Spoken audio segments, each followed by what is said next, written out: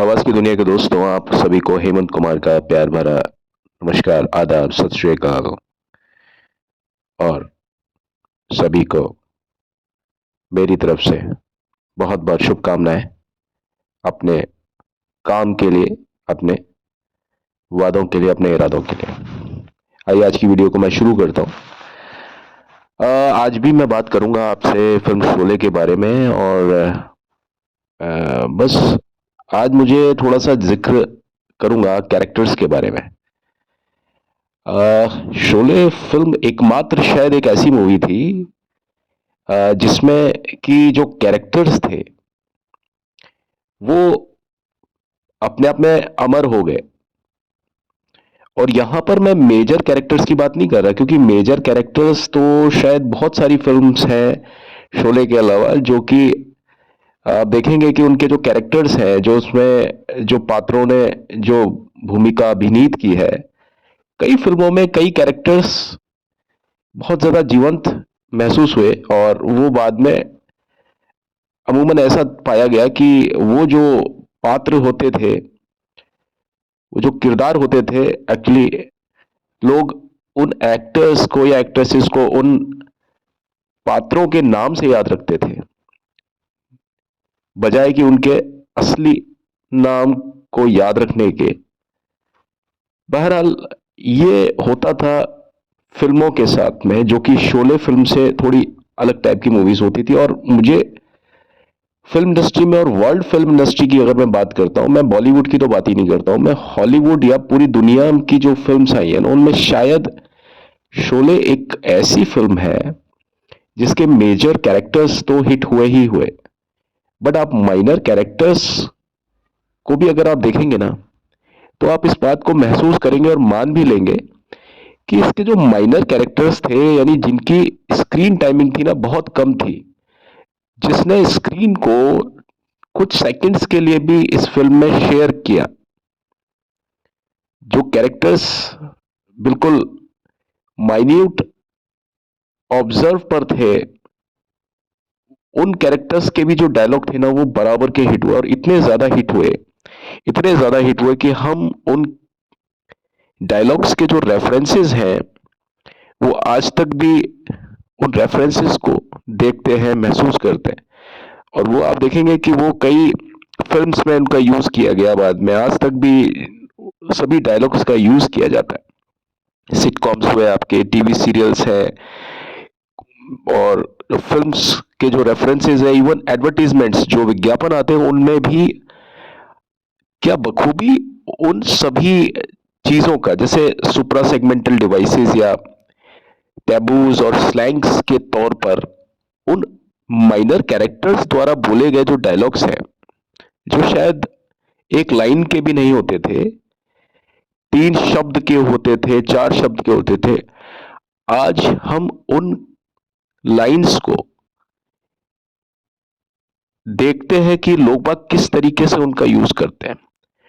और लोगों का बोलना होता है, और वहीं पर्दे पर मंजर बदल बदल जाता है जब कोई इस तरह के डायलॉग्स को बोलता है। जैसे मान लीजिए मैं बात करता हूं, इतना सन्नाटा क्यों है भाई। अब आप देखिए इसमें कितने शब्द हैं, इतना सन्नाटा क्यों है भाई, है ना। तो कितने शब्द हो गए, इतना सन्नाटा क्यों है भाई, 5 शब्द हैं। और आप देखिए ये जो शब्द है, ये पूरा एक सेंटेंस भी नहीं बन रहा है, पूरा एक वाक्य भी नहीं बन रहा है, लेकिन इस वाक्य नहीं बनने के पीछे पूरा एक वाक्य नजर आ गया। और उस वाक्य में इतनी दम है कि आप देखिए कि ये वाक्य जो है ये हर जगह पर काम करता है। शोले को बने हुए लगभग 50 साल पूरे हो जाएंगे, लेकिन उसके बावजूद भी आप देखिए कि ये जो चीजें हैं ये कितनी ज्यादा एक्टिवेटेड है आज की तारीख में भी। आप देखिए कि एक डायलॉग था जो सामा ने कहा था, सामा यानी मैकमोहन, रवीना टंडन के मामा, अब इस दुनिया में नहीं है, लेकिन आप देखिए मैकमोहन की कोई भी फिल्म आपको याद हो चाहे नहीं हो, लेकिन शोले फिल्म में मैकमोहन को आप याद करेंगे ना तो आपको ऐसा लगेगा कि वो न जाने कितना बड़ा कैरेक्टर था। उसका कैरेक्टर का जो लेंथ था ना, स्क्रीन टाइमिंग थी वो बहुत कम थी, लेकिन ताज्जुब की बात और जादू की बात यह कि शोले फिल्म में उस कैरेक्टर को भी जब आप उस फिल्म को देख करके जब आप महसूस करेंगे ना, फिल्म को बंद करने के बाद में कहीं आप जा रहे हैं और फिर आप सांबा के कैरेक्टर को अगर आप सोचेंगे तो आपको ऐसा लगेगा कि ये सांबा का जो कैरेक्टर है ये कितना बड़ा कैरेक्टर है। उसकी स्क्रीन जो टाइमिंग है ना वो आपको बहुत ज्यादा लगेगी। ऐसे ही बहुत सारे कैरेक्टर हैं छोटे छोटे जिनकी स्क्रीन टाइमिंग बहुत कम है शोले में, लेकिन जब आप फिल्म को देख चुके होंगे उसके बाद में उनकी स्क्रीन टाइमिंग आपको इतनी ज्यादा महसूस होगी, इतनी ज्यादा महसूस होगी, आपको लगेगा कि यार इसने तो फिल्म में मतलब बहुत जबरदस्त प्रभाव डाला। क्योंकि स्क्रीन टाइमिंग बेसिकली इस चीज पर शायद डिपेंड करती है कि आपको वो कैरेक्टर या उसके द्वारा बोले गए शब्द या डायलॉग्स कितने याद रहे और कितना प्रभावशाली तरीके से आपके दिमाग में उन्होंने छाप बनाई। शायद स्क्रीन टाइमिंग उस प्रभाव का नाम जो आपके दिमाग पर बनता है, छपता है जब आप फिल्म को देख चुके होते हैं, है ना। मात्र सिर्फ कोई व्यक्ति अपीयर हुआ पर्दे पर और उस चीज को मैं नहीं समझता कि वो कोई स्क्रीन टाइमिंग है, वो उसका एक परफॉर्मेंस है। लेकिन उस परफॉर्मेंस का जो प्रभाव रहा अगर वो आपके दिमाग पर ज्यादा है, भले ही उसने रियल में फिजिकली स्क्रीन पर इतना ज्यादा समय नहीं दिया हो, इससे कोई फर्क नहीं पड़ता, एक सेकंड के लिए भी कोई आया, लेकिन उस सीन में फिल्म को देखने के बाद में उस सीन ने आपके दिमाग पर क्या प्रभाव छोड़ा, अगर वो प्रभाव बहुत ज्यादा है तो आप समझिए कि वो स्क्रीन टाइम बहुत ज्यादा बड़ा महसूस होता है। तो आप देखिए इस तरह से शोले का एक एक कैरेक्टर, चाहे वो माइनर कैरेक्टर हो चाहे वो मेजर हो, जब हम उस फिल्म को देख चुके होते हैं ना तो हमें सभी कैरेक्टर बराबर के नजर आते हैं। अब आप देखिए चाहे उसमें वो इमाम साहब हो, ए के हंगल साहब, चाहे उसमें कालिया हो, है ना, ठीक है, चाहे आप देखिए मैकमोहन जिसको मैं बोल रहा हूं सांबा का कैरेक्टर, कालिया का नाम विजू खोटे आपको मालूम होगा। अब आप इसमें देखिए छोटे छोटे कैरेक्टर्स, मौसी जो है लीला मिश्रा, थोड़ी देर के लिए आती है वो, एक आध जगह पर उनके शॉट्स हैं, लेकिन वो कैरेक्टर भी इतना बड़ा नजर आता है। इवन आप देखिए कि सभी कैरेक्टर के साथ में आप देखिए सूरमा भोपाली, जगदीप साहब, असरानी साहब, अंग्रेजों के जमाने के जेलर, आप देखिए चलिए इन कैरेक्टर्स को भी जाने दीजिए। अब एक कैरेक्टर मैं ऐसा बताऊंगा आपको, एक या दो कैरेक्टर, घोड़ी का नाम धन्नो। आज आप धन्नो नाम बोलते हैं ना एक शब्द, तो आपको लगता है पूरी फिल्म की बात हो रही है, और एक्चुअल में वो धन्नो है कौन? वो एक इंसान का नाम नहीं है, वो एक जानवर, जिसको जानवर बोलते हैं ना फिजिकली हम, वो है। उसके बावजूद भी उस नाम पर इतना प्रभाव है कि लोग धन्नो को बोलते ही आपके दिमाग में पूरा का पूरा एक इतिहास, पूरा एक एक दृश्य उजागर होता है, और क्या दिमाग में क्या फील आता है उस चीज को सोच करके।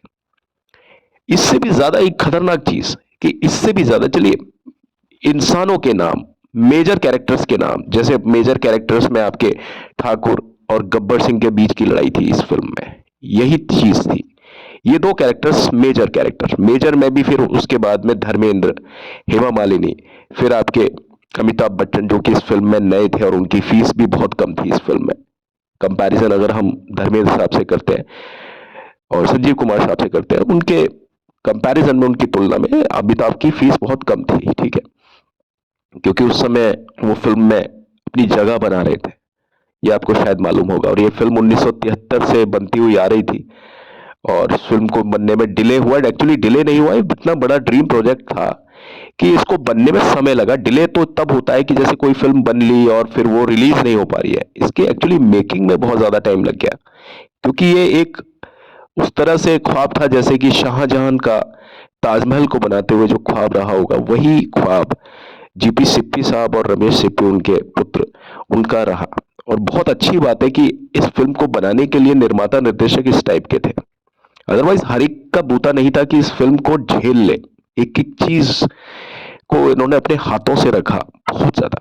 तो मैं मेजर कैरेक्टर्स की बात कर रहा था कि इतने मेजर कैरेक्टर्स, उसके साथ में फिर माइनर कैरेक्टर्स जिनके मैंने नाम लिए आपके सामने, विजू खोटे हुए, मैकमोहन है, ये आप देखिए इस ये कैरेक्टर फिर आपके कैरेक्टर आर्टिस्ट हुए आपके लीला मिश्रा है, और मौसी जो बनी, और ए के हंगल साहब जो इमाम साहब बने, फिर सचिन है ना, उनके बेटे। और आप देखिए उसके बाद में घोड़ी, घोड़ी भी कैरेक्टर है, जानवर, और घोड़ी से अलग, वो चलिए घोड़ी में तो जान है, सिक्का, सिक्के में तो कोई जान भी नहीं है। आज शोले का जो सिक्का है वो भी आप देखिए कितना फेमस है। सिक्का, सिक्के के बाद में चलिए सिक्का तो 5 या 6 बार उसमें उछाला जाता है, 4-5 बार। टंकी, पानी की टंकी, शोले में जिस टंकी के ऊपर धर्मेंद्र चढ़ जाते हैं, वो भी आप देखिए, वो भी कितनी हिट है। अब देखिए शोले फिल्म की एक एक चीज के ऊपर आप समझिए कितना कितना कितना कितना यादगार बनी हुई है। और एक चीज जब आप किसी दूसरी चीज का मुकाबला करते हैं ना, तो आप कभी भी किसी भी चीज को छोटा या बड़ा नहीं पाएंगे, सबको आप बराबर अपने दिमाग में जो उनका इमेज बनेगा, जो आकृति या आकार बनेगा ना, सबका बराबर बनेगा। तो मैं इस संदर्भ में आपको बता रहा हूं कि इसके जो मेजर कैरेक्टर्स तो हिट हुए ही हुए, माइनर कैरेक्टर्स भी इतने ही ज्यादा हिट हुए। और आप देखिए कि इनके नाम की तो कई फिल्में भी बनी, सूरमा भोपाली नाम की फिल्में बनी, वीरू दादा नाम की फिल्में बनी, है ना, बसंती तांगे वाली नाम की फिल्म बनी, रामगढ़ के शोले फिल्म बनी, जोशीले फिल्म बनी आपकी, चाइना गेट फिल्म बनी, ये सभी इन्हीं के ही इंस्पिरेशन है। अब देखिए कई फिल्में जैसे कि अंग्रेजों के जमाने में जो हम देखते हैं, अंग्रेजों के जमाने के जेलर असरानी साहब के ऊपर भी फिल्म बनी, और लोगों ने उसका अंदाज को इतना ज्यादा पसंद किया, जबकि अंदाजे बयां जो असरानी का था वो बिल्कुल अलग होता था फिल्म्स में, लेकिन इसमें उनको एक क्रूरता के साथ में एक कॉमेडी के टच को भी पेश करना था। आप देखिए तो इसमें एक्सपेरिमेंट की कितना था फिल्म में, डायलॉग डिलीवरी को लेकर के, कि कहां आप देखिए कि उसका बोलने का तरीका, और कहां फिर सूरमा भोपाली जगदीप साहब के डायलॉग को बोलने का तरीका, और फिर आप देखिए सबसे ऊपर मैं यहां पर अगर डायलॉग डिलीवरी की बात करता हूं ना, वो है गब्बर सिंह हमारे अमजद साहब का। आप देखिए कि कहां उनका इस फिल्म में कोई अस्तित्व था ही नहीं, और फिल्म को बनने के बाद में भी ये खतरा था कि साहब ये कहीं ये पात्र कहीं खतरे में ना हो। अमजद जी की जो स्थिति थी ना, बड़ी दयनीय थी इस फिल्म में। जो कैरेक्टर इतना ज्यादा स्ट्रांग दिख रहा है ना आपको पर्दे पर, बहुत ज्यादा कॉन्फिडेंट जो दिख रहा है कैरेक्टर, अमजद खान बहुत कॉन्फिडेंट है स्क्रीन पर, लेकिन शूटिंग के समय पर जो उनकी स्थिति थी ना, वो बड़ी ऐसी थी, क्योंकि उनको अपने इस रोल से बहुत, मतलब ऐसा लग रहा था कि ये रोल उनके हाथ से गया। हर रोज उनको ऐसा लगता था कि ये रोल मेरा हाथ से चला गया, ये रोल मेरे हाथ से चला गया, क्योंकि उनके इस चीज के लिए बहुत कम लोग तैयार थे कि भाई ये रोल वो करे। और कुछ मामला भी ऐसा बैठा कि जिस तरीके से ये उम्मीद की गई थी कि गब्बर सिंह के डायलॉग बोले जाए, उस तरीके से अमजद खान उस चीज पर फिट ही नहीं बैठ रहे थे। लेकिन अंततः वो इतना ज्यादा बढ़िया किया उन्होंने, इतना बढ़िया किया कि वो ना सिर्फ बढ़िया था बल्कि बिल्कुल अलग था। और आज भी आप शोले नहीं बन सकती है, शोले की जगह टिक्की छोले जरूर बन सकते हैं, लेकिन शोले कभी नहीं बन सकती है। और शोले में भी अगर आप गब्बर सिंह को हटा देंगे ना, तो शायद फिल्म की जान ही खत्म हो जाएगी। उसका जो एक डायलॉग को कहने का जो तरीका था, वो बिल्कुल अंदाजे बयां ही उसका अलग था। आप किसी की भी कॉपी कर सकते हैं, आप शोले टाइटल की कॉपी कर सकते हैं, लेकिन एक एक जो पात्र है, जो जीवंत जो किया लोगों ने, इसमें जितने भी कलाकारों ने काम किया, सब एक से एक, और सभी लोग काबिल है इस चीज के, हकदार है इस चीज के कि भाई उन्हें पूरी तरीके से इसकी प्रशस्ति मिले, प्रशंसा मिले। तो माइनर कैरेक्टर्स में आप देखिए कि तेरा क्या होगा कालिया, पूरे 50,000। अब ये तीन जो शब्द थे ये बोलने में मैकमोहन साहब का करीब 27 या 28 बार मुंबई से बेंगलोर फ्लाइट से आना जाना होता था, सिर्फ ये तीन शब्द बोलने के लिए। अब आपको नहीं लगता कि ये तीन शब्द बुलवाने में 27 और 28 बार, इतनी बार मैकमोहन साहब को मुंबई से बेंगलोर के चक्कर लगाने थे, और ये सारा खर्चा था आपका प्रोड्यूसर का, जीपीसीपी साहब का। तो इस तरीके से तो ये जो प्रोजेक्ट था ये ताजमहल से भी ज्यादा महंगा था, है ना।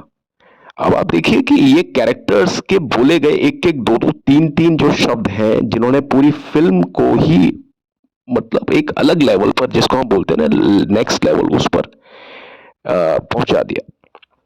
तो आज ऐसी कोई फिल्म आपके शायद संज्ञान में नहीं होगी कि जिसके मेजर कैरेक्टर्स के साथ साथ आपके दिमाग में माइनर कैरेक्टर्स भी आपके मतलब काम कर रहे हो दिमाग में, नहीं है। लेकिन जब आप शोले को देखेंगे ना, तो शोले एक ऐसा है, एक ऐसी चीज है जैसे कि एक होता है ना 56 भोग की थाली होती है ना, जिसमें आपको सारे व्यंजन मिलेंगे।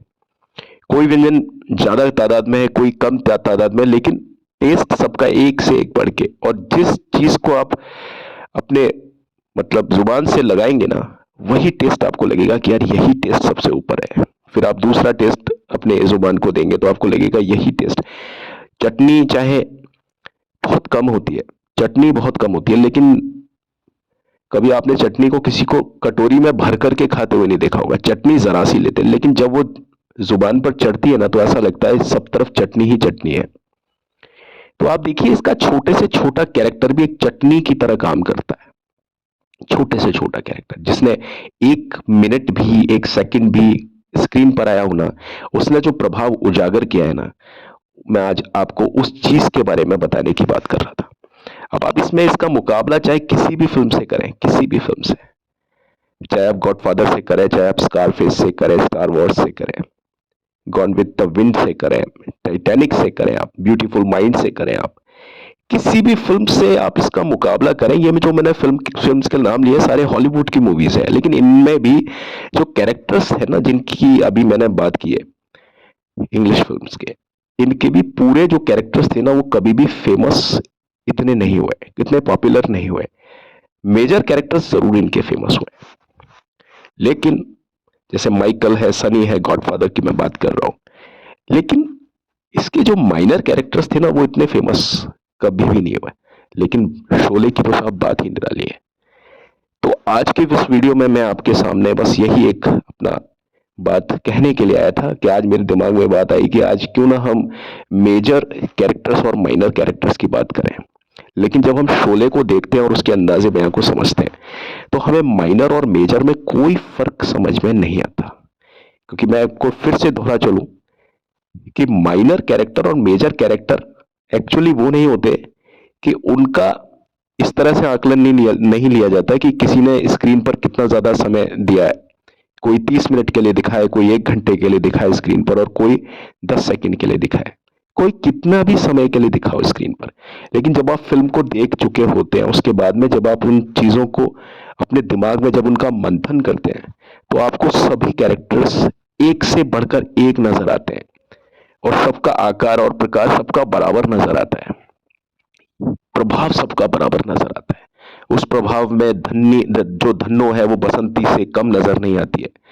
उसमें जो सिक्का है और जो टंकी है वो गब्बर सिंह से या ठाकुर से कम नजर नहीं आता है। मेरे कहने का तात्पर्य है, और ये चीज अगर आप किसी और फिल्म के साथ में देखें तो आप मुझे बताएं, ये चीज आपको सिर्फ शोले के साथ में ही मिलेगी। आप देखिए और खुद महसूस कीजिए, और अगर आपने देखा है तो आपने इस बात को महसूस किया होगा। चलिए आज की वीडियो में बस इतना ही। चलने से पहले एक मेरी रिक्वेस्ट है कि मेरे चैनल को like share subscribe please please please जरूर कीजिएगा, क्योंकि मैं एक नया यूट्यूबर हूं, मैं खुद इस बात को एडमिट करता हूं। बस मुझे आप ही लोगों का सहारा है। मैं अपने इस वीडियो को कहीं भी शेयर नहीं करता, बस मुझे उम्मीद है कि मेरे जितने भी आप लोग ऑर्गेनिक सब्सक्राइबर्स हैं, वो ही मुझे समझेंगे इस बात को, और मुझे आगे के लिए तरजीह देंगे, एक प्रेरणा देंगे, ताकि मैं अगली वीडियो आपके लिए रेगुलर बेसिस पर बना सकूं। Thank you and have a nice time. आप सभी खुश रहें, आबाद रहें, मस्त रहें। एक नए टॉपिक के साथ फिर से मिलता हूं दोबारा कल। Thank you, have a nice time, bye.